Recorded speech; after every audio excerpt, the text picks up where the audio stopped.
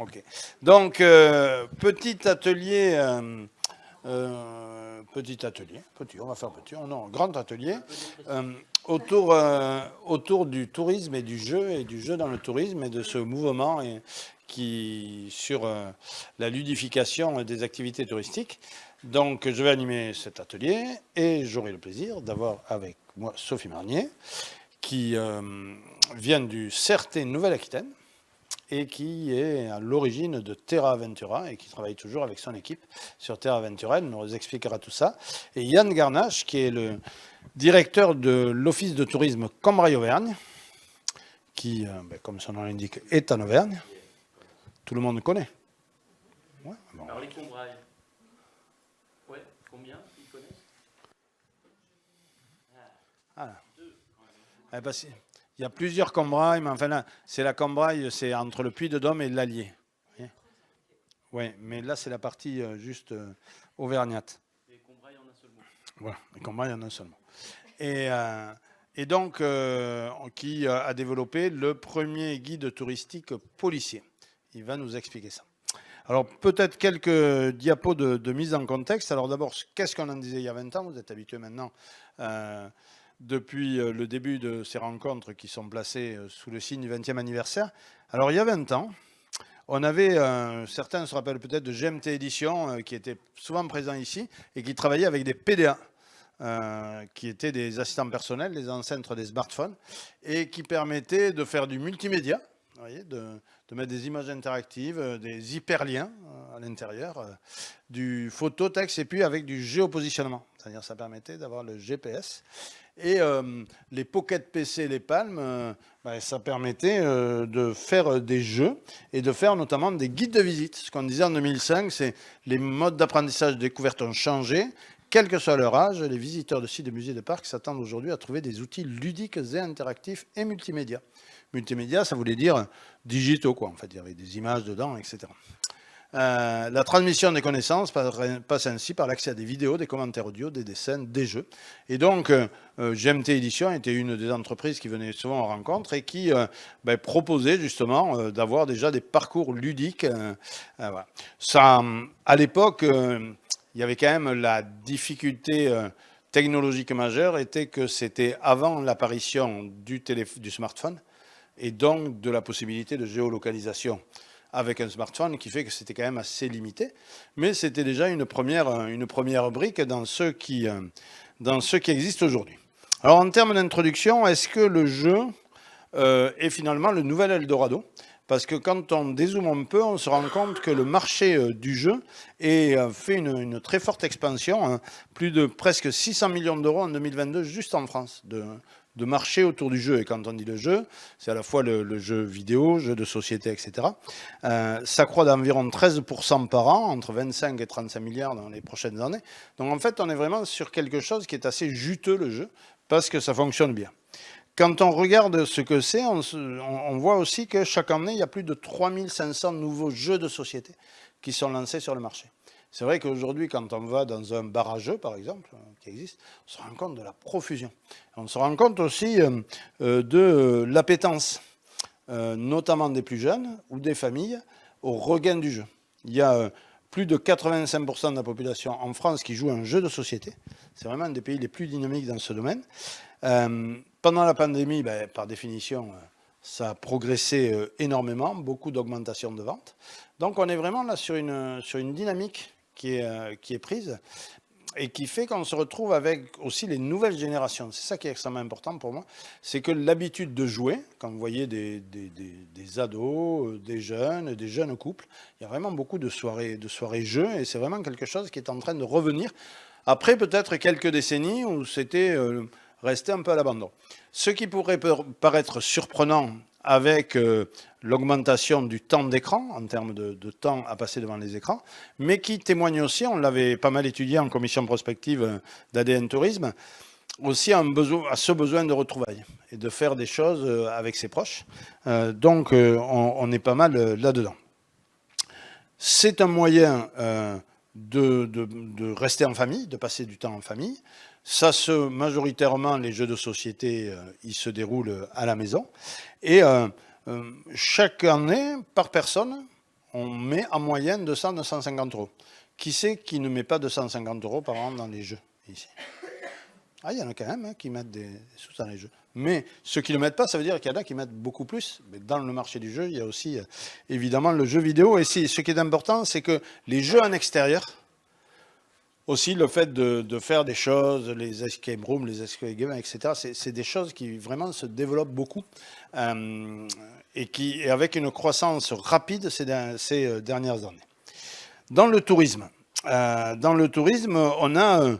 finalement, au départ, les mécanismes de jeu, ils ont été intégrés surtout autour de la visite, pour faire découvrir un monument, un village ancien, les pistes de Robin. Au départ, vraiment, la première étape, qui existe maintenant depuis 2 décennies au moins, ça a été de faire des choses pour les enfants, une manière différente de l'apprentissage et de la visite. Mais de plus en plus, on a ludifié tout ça avec des points, des récompenses, enfin, ce qui fait partie du système de jeu, c'est-à-dire quand on est dedans, il faut qu'on progresse, etc. Et puis, l'apparition du smartphone est assez intéressante. Et quand on voit, par exemple, un site que vous avez là, comme c'est Sud Drôme Provence, donc au sud du département de la Drôme, où cet office de tourisme, ils ont vraiment carrément une rubrique qui est... visiter le territoire en jeu de piste avec toute une série de propositions. Vous voulez visiter le territoire en jouant. Donc ce n'est pas extrêmement répandu, mais c'est vrai que c'est une nouvelle approche aussi d'afficher une offre par le jeu sur un territoire. Et à l'intérieur, là, vous voyez que vous avez des cartes de jeu, un escape game, etc., un jeu de piste. Il y a un certain nombre de possibilités qui sont... Et puis ensuite, on a... pas mal d'applications où derrière, on va retrouver souvent technologiquement les mêmes acteurs, mais au niveau public, on va avoir des CDT, des offices de tourisme, des CRT qui lancent des initiatives. Donc, quelques-unes. En Haute-Bretagne, donc en Ille-et-Vilaine, les trésors cachés, la chasse aux trésors de Haute-Bretagne. Les Gnolus, c'est dans le Rhône. Et puis, les pépites, c'est dans l'Allier. On a un peu toujours... la même dynamique, on est sur un applicatif géolocalisé, des parcours, et puis une base de géocaching qui permet finalement d'avoir des récompenses, etc. etc. Et ça, c'est vraiment quelque chose où on voit une augmentation de pratiques qui est assez intéressante. Il y a de plus en plus d'acteurs privés, trouver une aventure, des applications gratuites, des applications payantes. Il y a beaucoup de projets encore. On a un porteur de projet dans la salle avec qui on a discuté tout à l'heure et qui a aussi une idée de jeu. Souvent, la problématique étant le modèle économique, malgré tout, parce que comme il y a beaucoup de gratuits, notamment parce que l'institutionnel s'est engagé dans le mouvement en finançant de façon diverse, mais enfin en finançant l'accès à une application, c'est, on va le voir tout à l'heure, un argument aussi pour enrichir l'offre touristique locale et faire venir des visiteurs à des endroits où on n'aurait pas eu de visiteurs si on n'avait pas eu les joueurs. Vous voyez, donc on est vraiment là dans un processus d'aménagement du territoire. Donc ça veut dire que pour l'acteur privé, c'est pas forcément facile de trouver un système économique au milieu d'initiatives publiques, de choses qu'on trouve en ligne. Vous avez par exemple des acteurs qui vont faire la même aventure, mais qu'on va retrouver à Bordeaux, à Lille, à Pau, etc. C'est-à-dire c'est le même personnage qui sera juste décliné pour industrialiser les choses et ce qu'on comprend bien, en fait. Alors 2 illustrations aujourd'hui. On va commencer par Sophie. Donc Terra Aventura, c'est un phénomène dont on n'a pas assez parlé dans ces rencontres, parce que c'est vrai que ça existe maintenant depuis une vingtaine d'années, non? Quand même pas. Ah ouais. 13 ans, 14e. Voilà, 14e saison, voilà, mais qui... Oui, je ne parle pas, c'est vrai. Ah oui, Sophie, je vais te passer le micro après. Il ne faut pas oublier qu'on parle dans le micro pour la captation. Donc 14 ans et 2 millions de joueurs, etc. Enfin, quelque chose qui... 3 millions. Ouais, voilà, 3 millions maintenant. Donc, voilà. Et puis ensuite, on aura une autre démarche, là, qui est beaucoup plus territoriale, avec Yann et le premier guide touristique policier, mais qui est la première étape d'un projet autour du jeu dans la destination. Yann Garnache, qui est directeur donc, de l'Office de tourisme, nous en parlera plus avant. Voilà pour cette courte introduction qui avait juste pour objectif de placer quelques données. Et je vais de suite passer la parole à Sophie. Voilà, tu peux prendre le micro. Tu as la zapette. Voilà, c'est le gros bouton pour aller en avant. Voilà, c'est assez facile, c'est classique. Ça va, ça va, je vais m'en sortir. Je sais pas où mettre. Tu prends toute la place. Bonjour à tous. Donc, je vais vous présenter Terra Aventura. Donc, c'est une initiative du Comité régional du tourisme. Il y a Proximite qui est dans la salle là, qui nous accompagne depuis 14 ans maintenant. Donc, c'est du géocaching en Nouvelle-Aquitaine. Alors, on s'est un peu éloigné, mais je vais vous raconter un peu l'histoire. Alors d'abord, en 2011, c'est la naissance. Donc en 2010, on commence à travailler. En 2011, on va sortir Terra Aventura. Alors comment on en est arrivé là ? C'est une chose assez simple. On était en Limousin. Là, je vous ai mis Limoges en gros parce que Terra Aventura est né en Limousin sur les 3 départements qui sont la Creuse, la Haute-Vienne et la Corrèze. On a sorti la première année 30 parcours. Et pourquoi on a sorti Terra Aventura ? Parce qu'on était sur des territoires peu touristiques, on est très clair là-dessus, il n'y a pas d'ambiguïté. Et on met en place un portrait identitaire. Vous savez, il y a une quinzaine d'années, on en faisait plein des portraits identitaires. Tu te souviens, Jean-Luc ? On en faisait plein. Et puis, à la grande surprise de tout le monde, en fait, ce n'en était pas une, le Limousin n'était pas connu. Et on avait un déficit de notoriété. Mais par contre, on avait plein de lieux patrimoniaux, des pépites patrimoniales un peu partout dans le territoire, qui pouvaient être, nous, un peu nos monts Saint-Michel, notre tour Eiffel, mais en petit. Donc, comment on se sort de tout ça ? Et on avait un trésor aussi, c'est nos habitants, mais on voit qu'ils ne sont pas très fiers d'habiter ici. Donc, il faut les motiver à devenir fiers de leur territoire, puisqu'on sait que dans le tourisme, quand les habitants ne sont pas fiers d'habiter là où ils habitent, c'est compliqué, en particulier sur l'accueil touristique local. Ça, vous connaissez tous ça, ça dépend où vous êtes, mais si vous êtes en milieu rural, on voit bien des fois, on rencontre quelqu'un localement et on dit qu'est-ce que vous faites là en fait ? Il n'y a rien à voir chez moi. Donc l'idée, c'était aussi de travailler sur cette dynamique-là. Donc un patrimoine plutôt insolite, diffus, peu valorisé et peu accessible. Et on avait toutes ces contraintes-là, donc il fallait gérer tout ça. Et on avait donc ces 2 enjeux, les pépites patrimoniales et nos habitants. Et là, on rencontre... on brainstorm sur ce qu'on peut faire. Le géocaching était naissant déjà. Alors ça faisait 10 ans qu'il était développé aux États-Unis, c'est né en 2000, à l'an 2000. Et 10 ans après, nous, ça arrive en France un petit peu plus. Ça devient un peu plus costaud sur l'État français, enfin sur la France. Et on rencontre Nicolas Rudel qui est ici dans la salle. Et là, on tombe sous le charme. Non, mais il avait déjà l'expérience de Trésor de Haute-Bretagne. Et puis, ça répondait complètement à notre problématique qui était de dire comment on pourrait valoriser notre patrimoine rural en ne mettant pas en place de système trop lourd, des panneaux d'interprétation partout. Et on ne voulait pas aller vers ça. Et le géocaching était une bonne réponse à cette problématique-là. C'est-à-dire que moi, j'avais déjà un peu travaillé sur le géocaching puisque ça commençait vraiment à se mettre en place. Je travaillais en Creuse, donc un territoire aussi très rural. Donc on avait vraiment, c'était le bon outil en tous les cas pour répondre à notre problématique. Et aujourd'hui, ce que je vous mets en bas, on est à la saison 14 qui va, j'espère, ouvrir notre quête bonus demain pour les aficionados. Donc là, on sort Terra Aventura. 14 ans plus tard, ça nous donne des personnages partout.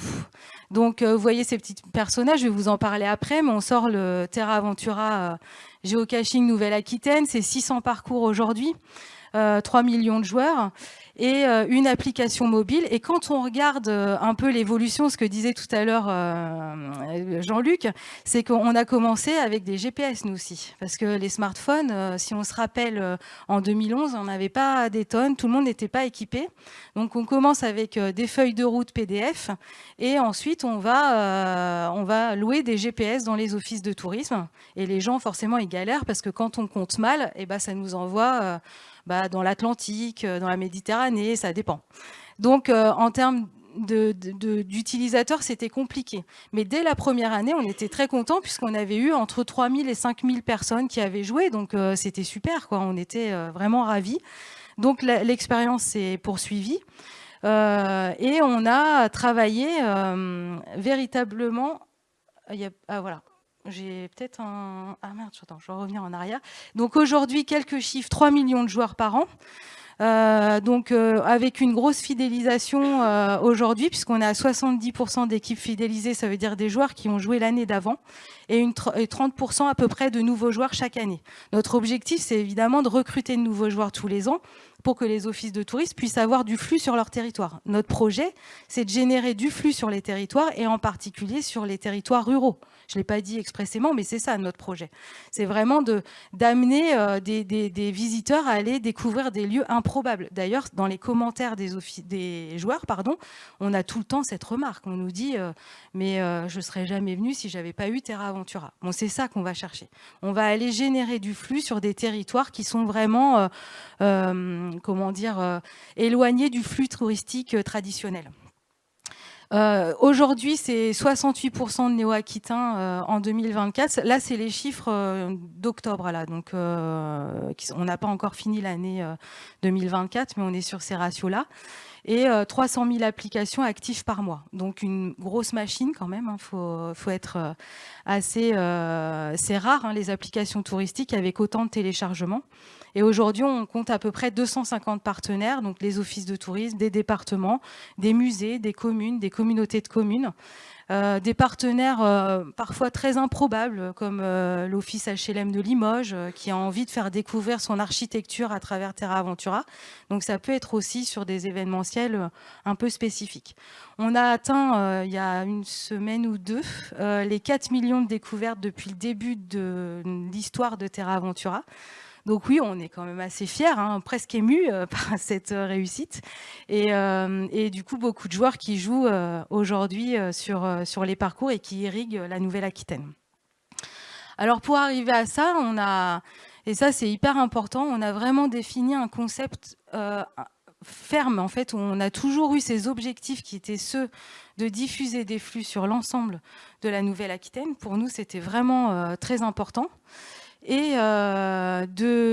d'avoir comme objectif de vraiment d'être toujours dans une dynamique de diffusion des flux. Ça, c'est vraiment la base. Donc le premier point pour nous, c'est évidemment de faire découvrir, c'est une balade, comme le disait Jean-Luc, c'est une balade dans un village, dans un lieu, un milieu naturel, c'est vraiment une balade classique. Par contre, ce qui va faire la différence avec beaucoup d'autres outils, c'est qu'on va raconter une histoire. Et c'est ce qui va faire la force de Terra Aventura, c'est de raconter une histoire spécifique, scénarisée avec une équipe spécialisée, et qu'on soit à Sermur. Vous connaissez Sermur, non? Tout le monde connaît? Non, bah non. C'est en Creuse, il doit y avoir 250 habitants. Ou à Bayonne, on va avoir... Pardon ? Ou à Montségur, chez Jean-Luc, on a une histoire qui va être évidemment différente, adaptée au territoire, adaptée au village. Et on a une équipe de spécialistes de chez Proximite, Anaïs et Elodie, qui vont venir sur le terrain, repérer, enregistrer et scénariser ensuite. C'est ce qui va faire la force de Terra Aventura, je répète, parce que c'est ce qui va faire vraiment la différence entre un produit où vous allez chacun... intégrer vos contenus. Là, on a un contenu qui va être calibré, éditorialisé. Et puis, évidemment, pour ajouter un peu de peps à tout ça, on met en place une gamification. Alors, sur Terra Aventura, il y a plusieurs niveaux de gamification. Je dis toujours, le premier niveau, c'est les parcours. On l'a vu tout à l'heure, les parcours, vous avez vu tous ces petits personnages qu'il y avait sur la carte. Chaque personnage correspond à un parcours. Un parcours, il peut être entre 1 et 15 km, 16 pour les parcours qui sont à vélo. Et ils vont... ça, c'est le premier étage de la fusée. Le second, ça va être pour les joueurs de répondre à des objectifs. Et quand on a atteint ces objectifs, on va découvrir un parcours secret. Donc ça fait partie de la gamification. On est un peu sur le même principe que les jeux vidéo. Et l'idée, c'est de pousser jusque-là. Là, aujourd'hui, on a ouvert ce matin des parcours pour l'orientation des jeunes, donc pas du tout dans le tourisme, mais on essaye d'orienter. D'ailleurs, il y a un parcours pour découvrir des métiers qui sont liés au patrimoine. Et on voit les Terra Aventuriers, ils étaient là ce matin, alors que ça ne leur est pas vraiment destiné, cette opération. Ils sont là, dès 9h, c'est les premiers, avec leur sac à dos, et ils vont aller chercher leur badge. Donc ça, c'est vraiment un levier de gamification et une mécanique qui va nous permettre de fidéliser et d'avoir toujours une communauté active et qui va irriguer sur l'ensemble des territoires, parce que peu importe où on ouvre un parcours, on aura forcément du monde. Et ça, c'est assez étonnant. Dès qu'on ouvre un parcours, dans l'heure qui suit, on a un flux de joueurs qui arrivent, même s'il pleut. C'est une force. Et puis, on a, alors je le garde pour la fin, mais le principal objet de Terra Aventura, c'est sa cache. Donc, une cache avec des badges. Et donc, aujourd'hui, on a 35 thématiques. Et évidemment, les joueurs vont les collectionner. Alors, on pourrait croire que ce sont seulement les jeunes qui collectionnent. C'est pas vrai. On a beaucoup alors ça a un peu changé d'ailleurs, Terra Aventura. On avait beaucoup de familles, 72%. Aujourd'hui, on n'est on est à 63% de familles. Et ce qui nous intéresse en plus dans le tourisme, c'est on a environ 25% dans ces eaux-là de jeunes adultes, donc qui n'ont pas encore d'enfants, parce qu'on sait que les enfants, ça peut être empêchant. Hein. Faut pas se le cacher quand même. On va avoir aussi une autre part de joueurs, donc plutôt 55, 60, 65 ans, qui n'ont plus d'enfants et qui vont pouvoir partir sur les ailes de saison. Donc nous, on va essayer, dans notre gamification et dans notre communication, de gérer les deux. L'idée, c'est d'irriguer sur l'ensemble de l'année et d'avoir des flux à la fois sur le printemps, sur l'été, mais aussi sur l'automne, voire sur l'hiver. On voit aujourd'hui que la saison hivernale, en particulier les vacances de février, sont plutôt une bonne saison pour nous.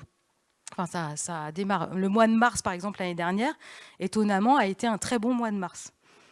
Bon, c'était pas le mois de mars le plus fou. Hein. Si vous vous souvenez, on était plutôt en Kaoué et en Ciré, mais bon. Donc, une gamification très forte qui va être un peu le nerf de Terra Aventura et qui va faire que derrière, on va générer du flux dans des territoires toujours improbables. Donc, pour terminer, je vais vous donner 3 exemples. Parce qu'aujourd'hui, on fait des parcours Terra Aventura, donc c'est des parcours pédestres, des parcours vélos, des parcours nocturnes. Ça, c'est important. Et puis après, une gamification avec une saison chaque année et la quête bonus. Ça, vous l'avez compris. Mais dedans, dans tout ça, on va créer des parcours éphémères qui vont avoir lieu que 3 semaines. Et on a développé depuis 2 ans de nouveaux types d'expériences. Donc là, la première qu'on a fait, alors j'ai mis en Creuse parce que bon, vous avez remarqué, je parle beaucoup de la Creuse parce que je suis en Creuse et puis c'est quand même un département au sein de la Nouvelle-Aquitaine qui utilise beaucoup Terra Aventura pour créer du flux. Donc, on a créé l'année dernière, on a fait une sortie de parcours en avant-première au mois d'avril. Donc, et puis un event, donc là où on rassemble entre 500 et 1000 Terra aventuriers sur une journée, où on va leur faire vivre une expérience différente. C'est important dans la gamification d'avoir des moments de rencontre en chair et en os, c'est-à-dire qu'ils rencontrent les sages, qu'ils rencontrent les personnes qui sont à la base en fait de la création des parcours. Et on voit en 2023 plus 80% de fréquentation et 180 000 joueurs sur le département de la Creuse. Donc c'est énorme. Pour vous donner un ordre d'idée, le parc Alou, qui est le parc animalier de Guéret, qui est la plus grosse structure, fait aujourd'hui 40 000 visiteurs. Donc on voit la puissance que peut avoir Terra Aventura. Donc on va vraiment drainer du flux. On a aussi sorti une gamification territoriale avec les Deux-Sèvres à l'occasion des Jeux Olympiques. Donc nous, on les a appelés les Jeux des Poys parce que la marque est protégée des Jeux Olympiques. Donc plus de 65 000 joueurs en 4 mois et 227% d'augmentation. Donc on voit que quand on met une gamification comme ça en place, avec des badges virtuels, hein, là c'est que virtuel, vous pourrez me poser des questions si c'est un peu complexe. Et ben on génère aussi du flux. Donc, c'est des badges qu'on va obtenir sur son application. Donc, ça, c'est vraiment un dispositif spécifique. Et puis, la dernière création, c'est les micro-aventures. Alors, vous savez que les micro-aventures, enfin, aventures, on en parle beaucoup dans le tourisme. Et nous, on avait beaucoup de demandes de nos joueurs qui disaient qu'est-ce qu'on peut faire sur 2 jours, dans quel endroit on pourra aller, parce que nous, ça nous intéresserait d'y aller sur un week-end.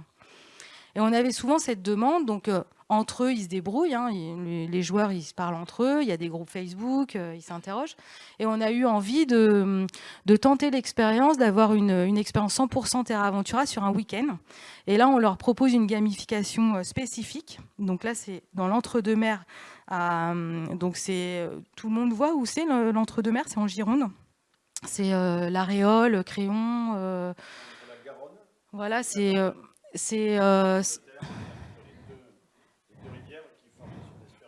donc c'est Sainte-Croix-du-Mont, tous ces secteurs-là. Et aujourd'hui, en 5 mois, on a 9000 joueurs. Donc c'est énorme. Hein. On ne s'attendait pas forcément à avoir autant de joueurs sur cette période-là. Et une forte augmentation aussi sur les parcours. Donc les parcours, puisque dans cette gamification-là, on associe à la fois des parcours qui existent, des parcours, plus petits parcours pour mettre en valeur des villages sur lesquels on ne peut pas faire un Terra Aventura, mais où il y a quand même des petites pépites. Et donc là, on va utiliser une technologie, celle de la réalité augmentée. Et puis, on a là aussi une quête bonus. C'est-à-dire que quand on a atteint les 10 objectifs en local, eh ben, on va pouvoir avoir un super parcours en local. Donc on a aujourd'hui... donc là, on n'a pas encore enquêté sur cette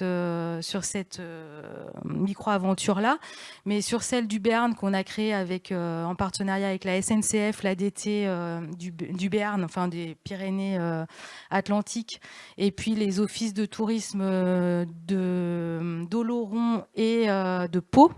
On a vu un flux de visiteurs important. On était autour de 5000 personnes et de la création de séjours, puisqu'on est bien là quand on travaille dans le tourisme. Nos objectifs, c'est les flux, mais aussi de créer de la nuitée. Donc la micro-aventure, elle a été créée pour générer de la nuitée sur les territoires. Et aujourd'hui, on le voit, il faut qu'on le chiffre un peu plus. Sur le Béarn, on le voyait, je crois que c'était autour de 60 ou 70% des joueurs qui avaient passé au moins une nuit sur le territoire pour pouvoir faire la micro-aventure. Et là, j'ai pas les résultats là maintenant, mais on sera quand même sur une augmentation, puisque la directrice nous le disait, ils ont eu une augmentation des nuitées, donc ça devrait se chiffrer assez précisément. Donc voilà, sur des succès comme ça, donc des territoires qui sont aujourd'hui des territoires plutôt ruraux. Et nous, notre travail, c'est vraiment ça, hein, de générer des flux sur les territoires, de veiller à l'équilibre territorial et pour que les offices de tourisme, évidemment, soient satisfaits, mais aussi leurs partenaires touristiques. Et l'idée, c'est de créer du flux dans les commerces, dans les restaurants, et quand on peut faire de la nuitée, c'est super. Aujourd'hui, 29% des joueurs déclarent faire des parcours Terra Aventura en passant au moins une nuitée sur le territoire. Donc, ça, il faut qu'on continue et on progresse sur ces chiffres-là. Et, mais ils mangent que des chips. Ils vont au restaurant aussi. Ils vont au restaurant. Là, on lance une étude cet automne. Là, ça, c'est intéressant. Ouais. Pour justement un peu mieux observer, parce que la dernière étude date de 2019, donc avant Covid. Et donc là, on en lance une dans les semaines qui viennent. Je me lève parce on aura des résultats prochainement. Non, je me lève parce que Maria fait des photos, donc c'est pas pour être sur la photo. La star. Voilà. Vous avez des questions peut-être ? Oui, j'imagine, oui. Alors, prends le micro, si tu peux prendre le micro, si vous pouvez poser les questions avec le micro, parce que ça permet ensuite d'avoir une meilleure captation. Bonjour, merci. Tu faisais allusion aux micro-aventures dans les endroits où on ne peut pas faire Terra Aventura. C'est quoi la différence entre les deux modes ? Ah ok, pardon, donc j'ai pas bien entendu. Alors, juste pour préciser sur les micro-aventures, donc en général, on a 4 parcours pérennes Terra Aventura et on ouvre 3 à 4 points à reconnaissance d'objets. On les appelle comme ça dans notre jargon. C'est des petits parcours qui sont plus petits qu'un parcours Terra Aventura, parce qu'un parcours Terra Aventura, il doit faire normalement entre 2-3 km et 5-6. C'est très calibré. Et donc, il y a des communes où, franchement, c'est un peu difficile de faire une boucle comme ça de 1 km ou 2 km. Il n'y a pas suffisamment de patrimoine. Donc là, on a inventé un nouveau concept pour les intégrer dans la micro-aventure. Et on peut aller dans une commune où il y a 1 ou 2 points d'intérêt seulement. Donc l'objectif, c'est que le joueur il passe au moins 20 minutes sur la commune. Et qui visite, qui prennent le meilleur de la commune. Et ensuite, là, il atteint un objectif, il scanne. Il trouve un objet, il le scanne et il récupère l'objet pour pouvoir ensuite découvrir la quête bonus. Je ne sais pas si c'est... Je l'ai peut-être mal expliqué, hein, c'est possible. Oui, il faut prendre le micro pour poser Non, les oui, questions. en fait, on a je vais- une charte précise de Terra Aventura et quand ça ne rentre pas dans la charte, comment on peut intégrer des nouvelles communes dans le dispositif pour satisfaire le territoire et générer du flux sur plus longtemps aussi sur le territoire. C'est mieux là? Bien, Ok. Très bien. Si tu peux te présenter. Oui, bonjour, Françoise, Office de tourisme Cœur de Garonne. Ok. Je fais partie des Robert. Merci. Ah ouais. Et on fait comme ça là? Comment? Non, non, vous l'avez pas cité, mais bon, en même temps, voilà, c'était pas la peine. On nous a pas consulté, c'est comme ça. Bon, voilà. Donc, c'est un territoire rural entre. Ok. Moi, je suis chargée de développement entre Tarbes et Toulouse, grosso Ok. modo. Voilà. Et j'avais une question sur. J'ai noté tout à l'heure 68% de néo-aquitains. Est-ce que pour le restant qui reste, est-ce qu'on a exactement le décompte ou est-ce que vraiment Terra Aventura est resté uniquement pour les néo-aquitains? C'était ma question en fait. On va dire plutôt pour le local ou est-ce qu'on arrive à partir de ce jeu justement avoir une porte d'entrée beaucoup plus large Alors, sur le territoire? Je vais vous répondre. Alors, la Nouvelle-Aquitaine, c'est grand comme l'Autriche, donc comme un pays. Donc en fait, on avait déjà, avant la fusion des régions, on avait un tourisme qu'on pourrait qualifier aujourd'hui d'intérieur. Parce que, par exemple, les Limousins ont pour habitude d'aller en Charente-Maritime, si je prends ça. Donc on a un tourisme intérieur, ça c'est vrai. Mais quand on regarde au niveau départemental sur les parcours, on a à peu près 50 à 60% des joueurs qui viennent d'un autre département de la Nouvelle-Aquitaine. Donc on peut qualifier que le public est plutôt régional, ça c'est vrai. Mais on voit qu'il y a de l'itinérance entre les départements. Et nous, c'était bien l'enjeu aussi, hein, de créer de l'itinérance entre les départements de la Nouvelle-Aquitaine. Il faut savoir qu'on a été créé avant la fusion des régions, mais quand la fusion des régions s'est effectuée, on avait aussi pour ambition que nos joueurs deviennent des néo-aquitains et du coup connaissent l'ensemble de la Nouvelle-Aquitaine. Et c'est le cas pour le coup, puisque dans la quête bonus qu'on met en place, on a une mécanique particulière qui nous permet de pousser la fréquentation des joueurs sur au moins 5 départements différents de la Nouvelle-Aquitaine. Et c'est ça notre enjeu aussi. Donc oui, on a plutôt des néo-aquitains à hauteur de 68%, mais quand on regarde au niveau départemental, on a vraiment des gens de l'extérieur. Par exemple, si je reprends encore la Creuse, Graziella va me bénir, on a quasiment 80% des joueurs là-bas qui sont originaires d'un autre département que celui de la Creuse. Il faut dire que vous êtes 10 à 15 000 dans la Creuse aussi. Un peu plus, on est 125 000. Oui, moi je suis Denis, je suis directeur à Tourisme Lanaudière au Québec, une région située juste au nord de Montréal, au cœur du Québec authentique, là. On continue le cœur. J'ai deux questions. La première, le démarrage, là, on veut nous parler d'un succès, bravo, c'est le fun. On veut démarrer quelque chose comme ça. Comment les défis que vous avez eu au début, puis le modèle financier derrière ça. Il doit y avoir une équipe, de la promotion, comment c'est organisé? Alors, sur la première question qui est... Bon, il faut y aller step by step, hein, je pense vraiment. Donc, nous, on a commencé par les 3 départements du Limousin. C'était une échelle qui était assez facile à mettre en place parce que bon, déjà, il n'y a que 3 départements, donc c'est une petite surface. Et puis, on a développé en 2018, ou 2017 plutôt, même, alors oui, avant, en 2015, on a commencé sur 4 communes du territoire voisin, parce qu'il s'appelait Charente-Limousine, donc il nous a dit oh, on aimerait bien nous aussi développer ça. Et en 2016, on a développé sur la Charente, donc le département d'à côté. Et ensuite est arrivée la fusion des régions en 2017, et là on a développé sur 3 ou 4 autres départements, puis ensuite les 4 autres suivants. Toujours sur du volontariat. On n'a jamais, par l'expérience, en fait, en disant voilà, nous ça marche, si vous avez envie de tenter avec nous, ben, on y va. Franchement, ça s'est fait que comme ça. Et moi, je ne crois pas à autre chose que ça. Sophie, peut-être une autre clé quand même, Ouais. c'est que vous avez un partenariat technologique permanent et qui a grandi en même temps qu'a grandi le jeu. C'est-à-dire il y avait l'acteur public et puis la société de technologie Proximit. Ok, là, ouais. Ouais. Oui, bah oui, c'est sûr. Après, on a un marché avec notre partenaire, mais c'est vrai qu'on a un travail qui s'effectue depuis le début. Donc, on progresse ensemble, on discute ensemble. On a une gouvernance qui est gérée par le CRT, mais avec les ADT et les offices de tourisme, donc une gouvernance partagée. Et on a notre partenaire technique avec qui on travaille en permanence. On est tous les jours en contact avec eux, à la fois pour développer le front office, l'application pour les joueurs. Donc, on est très à l'écoute des joueurs. On a eu un gros travail parce qu'en fait, pour que les partenaires ils viennent avec nous, il fallait qu'on prouve que ça marche. Si ça ne marche pas, on n'a pas de partenaire. Donc, il fallait que ça marche. Donc, le nerf de la guerre pour nous, c'est vraiment que cette communauté de joueurs, elle nous suive.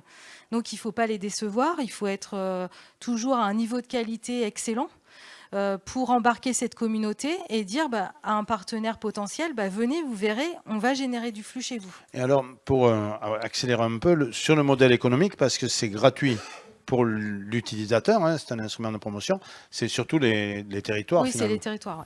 Donc les territoires, on a plusieurs modes de financement. Donc on a effectivement la création de parcours.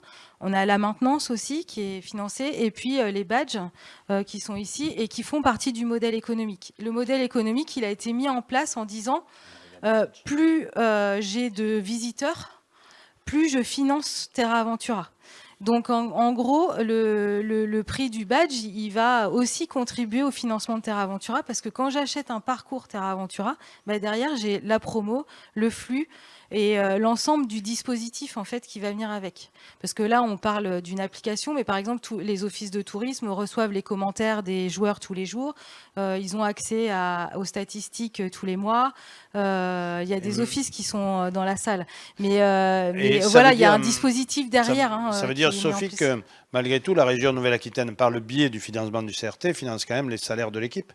Ou c'est totalement autofinancé par les territoires? Ça commence à devenir autofinancé. Même si la région, aujourd'hui, le CRT va financer... Je vais lancer un truc pour que les offices de tourisme ils gueulent. Par contre, tout ce qui est... Par exemple, là, on lance 2 études. Une étude sur les retombées économiques de Terra Aventura et une autre sur la licence, parce que... Voilà, il faut qu'on arrive à gérer ça. Et ça, c'est financé aussi par le CRT. Donc, en fait, on a des financements qui sont induits sur plutôt du développement. L'objectif, c'est que le CRT investisse sur le développement, vraiment, et que l'outil reste compétitif toujours, et qu'on ait toujours un temps d'avance. Pour ceux qui seraient partenaires, qui voudraient créer une... Oui, il faut avoir toujours un temps d'avance. Donc, notre objectif, c'est ça.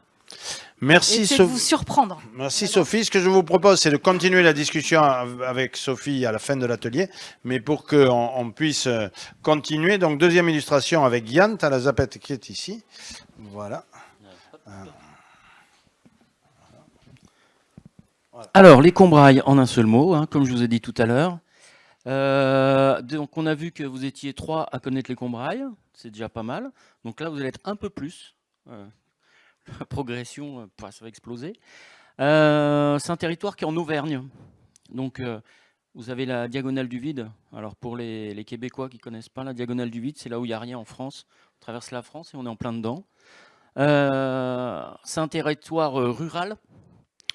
Moi, je suis sur un territoire où il y a 99 communes. Voilà. 3 Comcom, 1000 élus et 44 000 habitants. Ça ne fait pas tant que ça. Au mètre carré, on n'est pas beaucoup. Alors, nous, sur notre histoire de jeu, ça commence un peu comme ça. En gros, il y a eu une idée. C'est de se dire, on part de constat. Le territoire, il n'est pas connu. La preuve. Donc, il faut le faire connaître. Donc, on va travailler un outil de communication un petit peu délirant. Et on part sur des vrais faits. C'est-à-dire que les Bougnats, à l'origine, les Bougnats en Auvergne, ils montent à Paris et ils vont racheter des brasseries parce qu'ils livrent du charbon et du vin et ils achètent des grandes brasseries parisiennes d'aujourd'hui. Et donc, on s'est dit, l'idée, en fait, on va perdre des Parisiens dans les Combrailles. Facile. Et voilà. Et tout part de là. Donc, en fait, on part d'une vraie histoire. Mais vous voyez que là, on a donc notre équipe de l'Office de tourisme, qu'on a rebaptisé la Bunia Connection.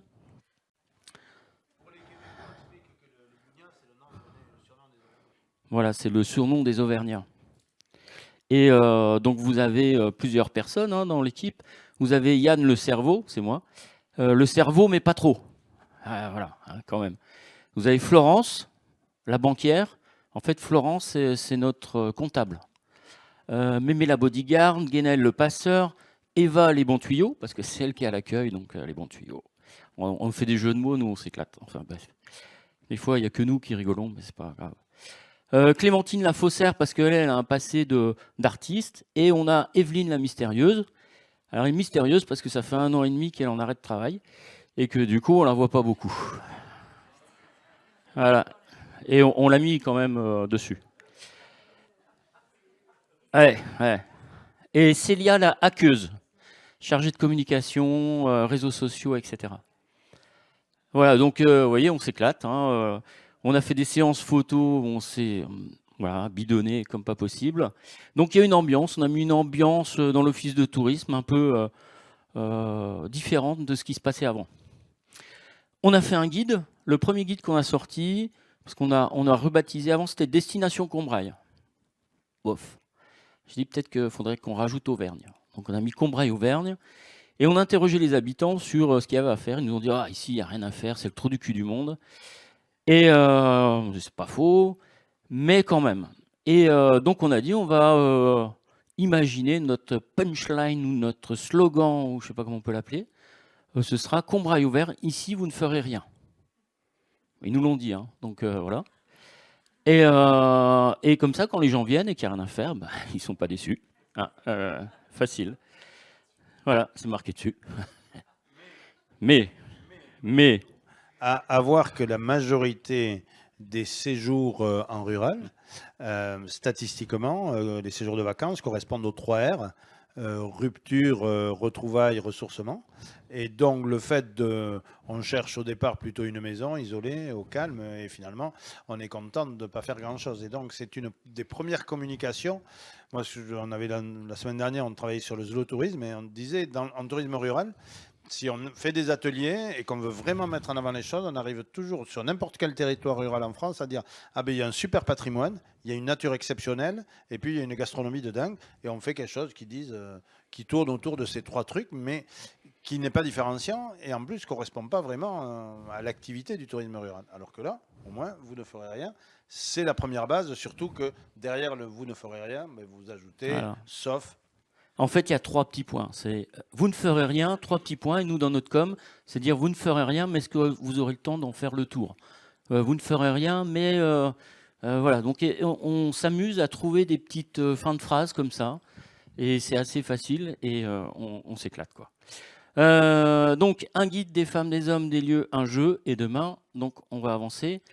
Donc, un territoire celte. Ouais, bizarrement, c'est celte. Méconnu, rempli de féroces bougnats. Qui aujourd'hui sont les héritiers des grandes brasseries quand même parisiennes. Un territoire rural propice aux enquêtes mystérieuses. Et on a perdu des touristes parisiens. Yes. Et voilà, je suis trop content de les avoir perdus. Et quand on dit il va falloir les retrouver, il y en a beaucoup qui nous disent Voilà, donc l'équipe c'est ça. Ça c'était les vœux. Vous voyez, on a mis le président dans la cible. Et est-ce qu'on est vraiment une équipe d'office de tourisme ou en fait la Bunia Connection? Et toute la question est là. Vous voyez les gueules des gens. Donc on a l'idée, c'est qu'on a créé un mood board. Ça c'est le mood board. Et donc on s'est inspiré de vraies choses ou de fausses. Donc il y en a qui reconnaissent une série Peaky Blinders. On a des kits d'enquêteurs. On a fait une carte avec vous savez, des petites punaises, les fils et les trucs, chasse au trésor, procès verbal. Et moi, je suis fils de flic. Mon grand-père a géré toutes les polices de France à un moment donné. Mon arrière-grand-père était flic, donc voilà, voilà. On ne peut pas s'empêcher, quoi. Et j'ai mal tourné. C'est clair. Ouais. Un guide. Ah, j'ai pas. Voilà. Ça, c'était le premier guide. On a fait un guide de survie dans les Combrailles, avant le guide policier. Pourquoi un guide de survie? Pas parce qu'on a dit, tiens, vous venez dans les Combrailles, ça va être dur. Des fois, le téléphone passe pas. On est mal. Donc, niveau débutant, en gros, vous passez un week-end dans les Combrailles. Ça, c'est dans la survie. Niveau intermédiaire, vous passez une semaine. Déjà là. Et niveau expert, vous passez un week-end avec vos ados. Encore pire. Voilà. Et donc, on a décliné tout ça avec un vocabulaire de survie. Et moi, je me suis inspiré d'un guide de survie qui existe. C'est le guide de survie en territoire zombie. Et voilà. Et donc, au lieu de dire on va aller sur un belvédère, on dit se percher. Parce que les zombies, ils ne savent pas monter. Enfin, c'est bon. Donc, année 1, un guide inspiré de vrais guides de survie. Voilà. Le premier guide touristique policier, il y en a certains qui l'ont déjà vu. C'est ça. On a eu le grand prix, évidemment, parce qu'il n'y en avait qu'un, de toute façon. Et l'année prochaine, on va faire un tome 2 de ce guide policier. En 1944, dans le Puy-de-Dôme, la résistance va braquer un train. Le train doit emmener de l'argent jusqu'au régime de Vichy. Donc, les résistants puy-de-dômois vont braquer le train, vont braquer 1 milliard de francs de l'époque, et ils vont en redistribuer un petit peu partout sur le territoire. Et en fait, il en manque une partie. Donc, ça fait toujours polémique encore aujourd'hui. Il y a de l'argent qui a disparu. Donc là, c'est l'histoire vraie. Voilà.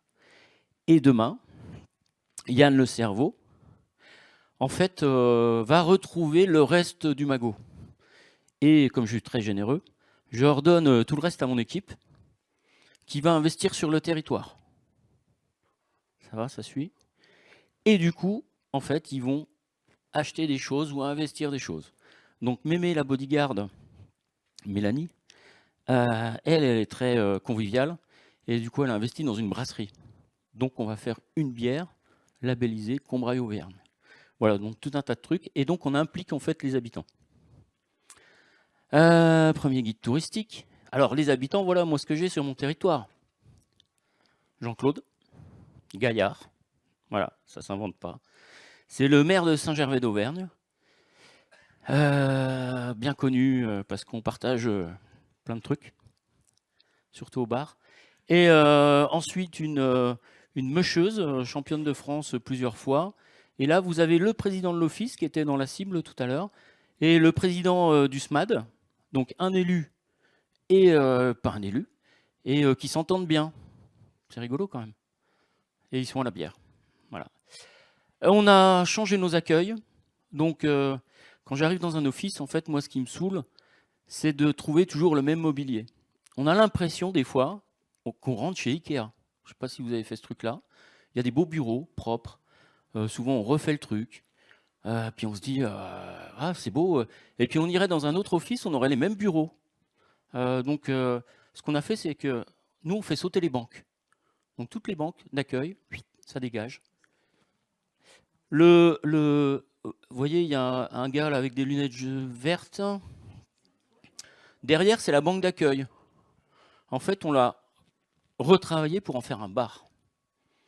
Et les gens, du coup, ils viennent et ils prennent un coup de café. Voilà. À l'intérieur des offices, on a mis des bureaux de gendarmerie.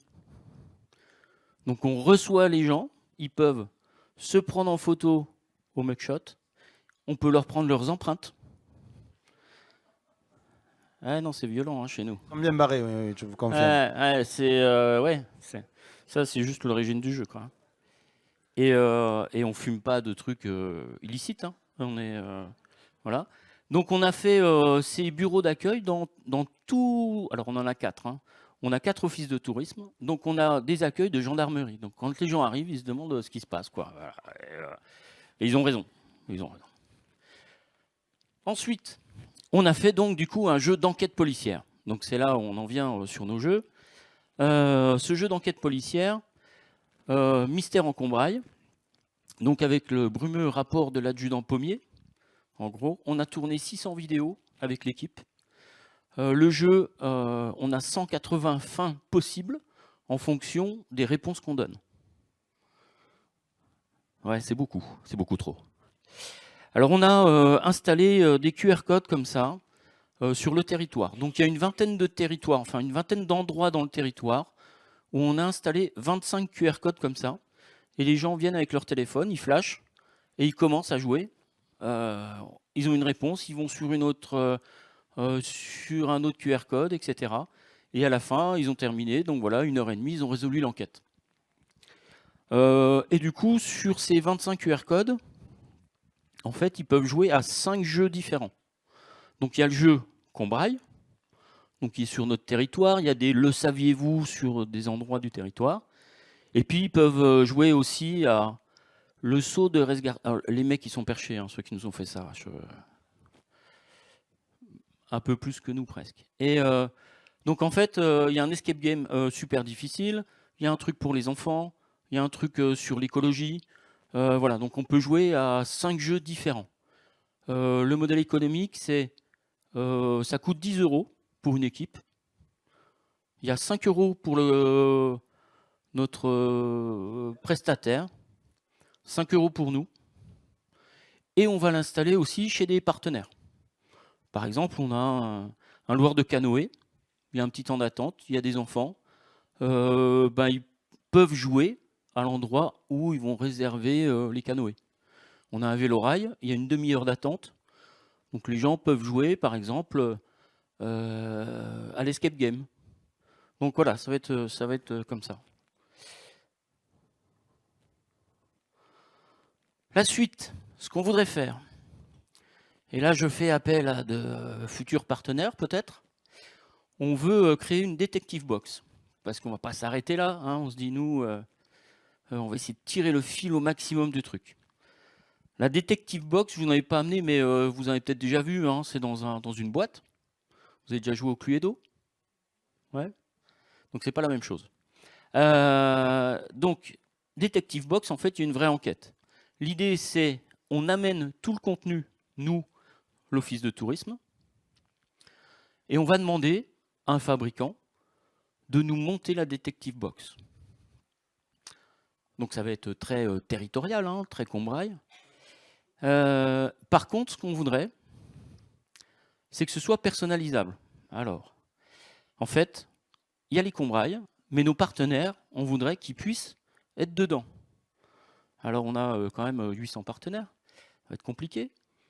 L'idée c'est que, alors comme dans le Cluedo, par exemple, les partenaires puissent dire, moi je veux mettre une pièce de mon hébergement, je veux mettre ma tête, je veux mettre un objet, et hop, on le rentre dans le jeu, et ça fait une enquête personnalisée.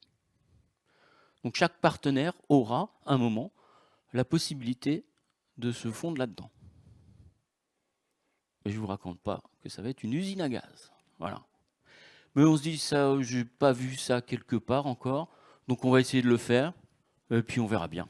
Oui, surtout que la Detective Box, c'est vraiment un jeu de société qui permet, pour un gîte par exemple, parce que, je sais pas, le mois prochain, dans les Combrailles, c'est animé, mais moyen quand même, quoi, en fait. Donc, du coup, pour provoquer du séjour de mi-saison, c'est quand même super bien de dire, ben, il y a le week-end, mais il y a aussi le jeu de société qui peut avoir une partie en intérieur, une partie en extérieur, qui est super personnalisée. Donc, et une Detective Box, c'est 100 € à peu près quand tu l'achètes dans le commerce. Ouais, alors ça va, il y a plusieurs prix, hein, c'est entre 29 et 99 € la Detective Box, en fonction des différentes choses. Nous, on a repéré une boîte qui est à Bègle et j'arrive pas à les avoir parce que maintenant il n'y a plus les numéros de téléphone. Donc, puis nous, dans les Combrailles, on aime bien fonctionner à l'ancienne. Et on va en parler là avec une. Ouais, voilà.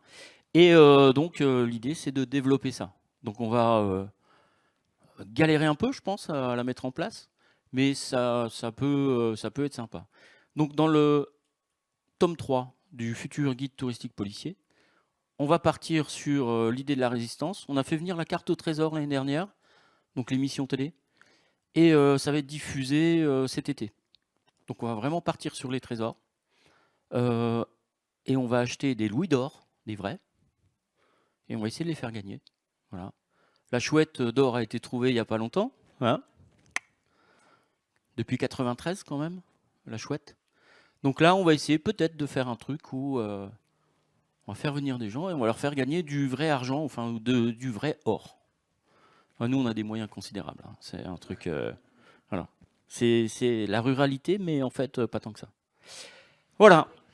Merci, merci Ouais. Yann. Alors c'est vrai que qu'en plus localement, quand il est arrivé, ils ont vu qu'il était fou, mais ils ont bien aimé parce que finalement ils sont super bien réagi au niveau des élus et maintenant même la campagne qui est surprenante quand même. Vous imaginez parler avec vos prestataires qui a une activité de loisir en disant mais la pub maintenant ça va être qu'il n'y a rien à faire alors que mais finalement c'est super bien passé. Il y a une vraie appropriation locale de cette façon décalée de parler d'une destination rurale, de jouer, de s'amuser, de tout ce qui est le home staging des bureaux d'information touristique fait avec 3 clous, un peu de récup par la recyclerie, mais qui est très sympa.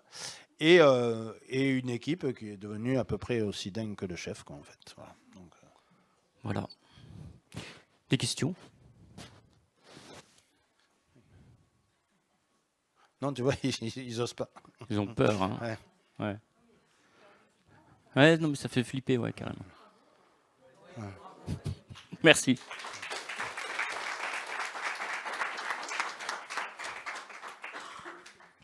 Est-ce que vous avez d'autres questions ou réflexions, justement, pour conclure ces deux exemples qui montrent, d'après moi, à la fois qu'on peut trouver beaucoup de ressources en espace rural, si on se creuse la tête. C'est vrai que ce qui est intéressant quand même, c'est que, moi je me rappelle la naissance de Terra Ventura, la Creuse, c'était quand même les 3 départements, c'était la région non touristique à côté, puisqu'on n'était pas encore regroupé, mais c'était vraiment la ruralité.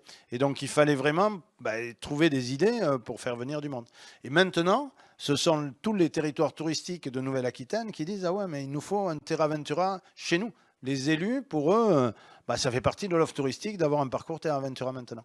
Et donc ça, c'est assez intéressant quand même de voir que finalement l'initiative, des fois, elle naît comme ça. Et pareil pour le coup de buzz déjà de ce que fait Yann sur les Combrailles. Et puis aussi, il n'y avait pas trop le choix dans cette région qui est absolument... Alors moi, j'ai découvert les Combrailles pour avoir collaboré avec l'Office. Et franchement, c'est un kiff absolu, quoi. C'est une belle découverte. C'est vrai que c'est un sous-tourisme. Donc en plus, moi, j'ai fait un peu d'accueil. Parce qu'en fait, les Combrailles, c'est le sud du territoire. C'est les volcans d'Auvergne. Donc là, il y a quand même un tourisme important. Et il y a une ville où les gens s'arrêtent, mais ils ne savent pas trop où ils sont. Et donc, en leur disant, vous savez où vous êtes? On est dans le Puy-de-Dôme, on vient voir les puits. Ah non, non, vous êtes dans les Combrailles. Et là, les gens ne comprennent pas. Et quand on commence à leur expliquer, on leur montre à la carte, ici, vous êtes en sous-tourisme. C'est-à-dire, vous allez être tout seul. Vous allez pouvoir vous balader, il n'y a rien à faire, etc. Mais c'est un super discours qui fonctionne très, très bien, finalement, quoi, en fait. Et d'avoir misé toute la com dessus, c'est super facile. Parce que sinon, un espace rural, souvent, il se sent un peu déshérité, quoi, en fait, de dire, si, vous avez quand même la chapelle romane ici, le truc, etc. Mais là, d'abord, il y a une super restauration, il y a un beau patrimoine naturel et un beau patrimoine culturel, mais on est dans cette ambiance vraiment de campagne, de vraie campagne, quoi, en fait. Et ça peut fonctionner très bien dans le discours. Et c'est une façon d'influer sur l'imaginaire aussi, qu'on peut se faire de la campagne. Et ça marche pas mal. Merci beaucoup. Oui, ah oui. Vas-y.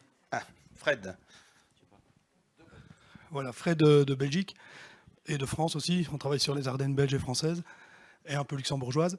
Mais j'ai un copain qui est un ancien braqueur sans sang sur les mains. Je peux vous le conseiller peut-être comme influenceur si vous souhaitez. On peut. Ah, pas de problème. Hein. Nous, ouais. Ah ouais, nous, on prend. Hein. Si vous voulez. Ouais. On prend d'ailleurs. Alors, vous savez que pas très loin à Chamalières, il y a la Banque de France. Voilà. Et voilà, on a un projet. Ouais, donc voilà. Vous avez connu le truc espagnol là? Ah oui, Hein? Casa del Papel. La Casa de Papel. Et donc voilà, on va trouver un nom, autre chose, mais avec Chamalières quoi. Merci, voilà, merci beaucoup à tous les deux. Et pause et dans un quart d'heure, conclusion.